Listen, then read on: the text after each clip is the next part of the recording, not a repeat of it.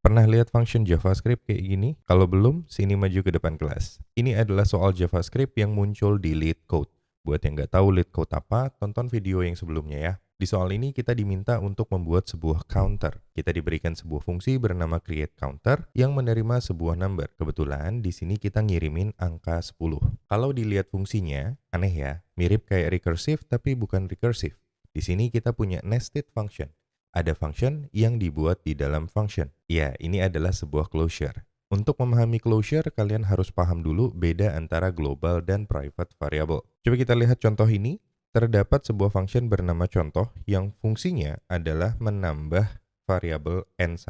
Variabel n1 adalah sebuah variabel dengan nilai 10 yang kita taruh di luar dari scope manapun sehingga dia merupakan global variable. Karena dia sebuah global variable, artinya fungsi apapun dapat mengubah value-nya meski dia tidak memanggil function contoh. Padahal tugas daripada function contoh adalah mengubah nilai dari variabel n1.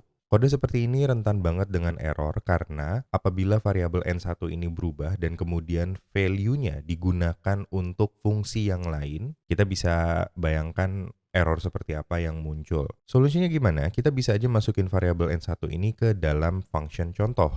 Tapi kalau ini dijalankan nanti hasilnya jadi berbeda, nggak sesuai dengan yang sebelumnya. Kalau sebelumnya nilainya jadi seperti ini, 10, 11, 12 kalau dijalanin 3 kali. Sementara kalau misalnya variabel n1-nya ditaruh di dalam, maka nilai yang akan tampil di terminal adalah 10, 10, 10. Karena variabel n1 ini akan selalu dibuat ulang setiap kali function contoh dipanggil. Terus solusinya gimana? Nah, solusinya adalah kita bisa membuat sebuah closure. Coba lihat function increase ini. Function ini cuma punya deklarasi variabel bernama num yang diisi sama nilai 10.